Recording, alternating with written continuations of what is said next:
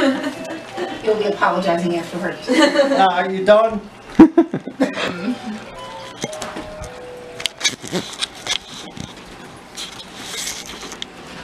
Oh, you did this all wrong. Good evening. Those of you who may have read the LA Times may have seen headlines such as this. On June 18th of 2015, just recently, you read about 9 dead in Charleston, South Carolina. September 16th of 2013, you may have read about 13 dead at Navy Yard in Washington, D.C. on one of our own military bases. December 14th of 2012, you may have read about 27 dead little children in Newtown, Connecticut. July 20th of 2012, you may have read about 12 dead and 58 injured at a movie theater in Aurora, Colorado. April 16th of 2007, you may have heard about 32 dead and 17 injured at Virginia Tech. Numbers like this spark a conversation that we've had time and time again in the history of this country about the proper and respectful way that one can own and use firearms in this country. Politicians have attempted to address this issue in multiple ways. According to The Guardian, there are 4 ways that you can categorize the way that states have deemed the laws for controlling guns. One is no permit required at all to carry a weapon. The state of Vermont, you can concealed carry a handgun around the whole entire state with no license at all. Some, you have to have a permit required to open carry a long gun. If you're walking through the woods, you're afraid of an animal, you want to carry a long gun on your back, perfectly legal. Maryland is one of these states. You can openly carry a long gun.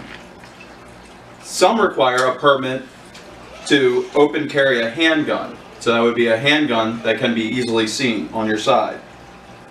Most states require some sort of permit to carry a concealed weapon. Those are generally broken into 3 categories. Those states that shall issue, if you're a law-abiding citizen. Those states that may issue, if you prove a just cause for carrying the weapon. And in one state, they have a no-issue policy where they do not allow permits.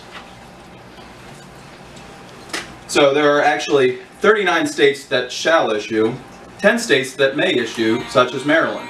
And again, the state of Maryland, being a may issue, has issued about 20,000 permits for many millions of citizens, and is very difficult to obtain and requires things such as carrying large sums of cash over $100,000 or to have death threats and those sorts of things. And again, in one state, in the state of Illinois, they still have a no-issue policy, but that is rapidly changing after a Supreme Court decision. So Maryland, in particular, since most of us live here, they require a permit to purchase a handgun in the first place. After purchasing that handgun, you have a 7-day waiting period until you're actually allowed to obtain that handgun. So you walk into the place, you fill out all the paperwork, it sits there for 7 days before you're allowed to pick it up, giving you that cooling off period to make sure that you don't do anything rash. You're also only allowed to purchase 1 regulated firearm in a 30-day period. That firearm is registered with the state of Maryland if it is a handgun.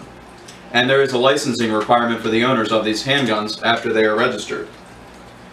A permit in the state of Maryland, again, like I said, is a may issue permit, meaning that you have to have substantial cause and evidence as to why you need to possess a handgun on your person.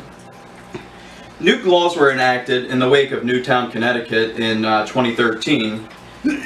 These required several things. First was the handgun qualification license. Everybody who purchases a handgun in the state of Maryland has to go through a rigorous training course, meet many new qualifications, and be fingerprinted with a background check. These new license requirements, again, typically take a considerable amount of time, delaying the gun purchase process, deter many new owners from purchasing handguns in the first place, and prevent more guns from reaching the streets to those who may not necessarily we would want them to possess guns. It also managed to ban assault rifles and many other things. I've included today many of the things that have been banned by the state of Maryland. First and foremost, there's a restriction on the size of a magazine allowed to be used in a handgun. The new limit is now 10 rounds in any one magazine. This particular magazine will hold 11 rounds and is therefore not legal. This is grandfathered. This is not legal to purchase in the state of Maryland anymore. Handguns that accept a magazine such as this are also not legal to purchase in the state of Maryland unless the manufacturer provides them with a smaller magazine, or if they would then not include any magazine at all with the purchase of the handgun. That obviously goes for assault rifles. There's now a 10-round magazine limit for an assault rifle. This magazine is not legal to purchase or sell in the state of Maryland. It is still legal to possess. And then, obviously, the biggest thing is the ban on assault rifles. A rifle such as this with a flash suppressor and a pistol grip would not meet the qualifications for purchase today.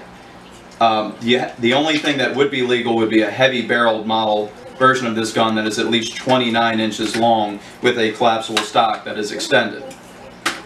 That would still be legal in the state of Maryland. These actions were taken, again, after a gun such as that was used at Newtown, Connecticut in response by those people. That wasn't.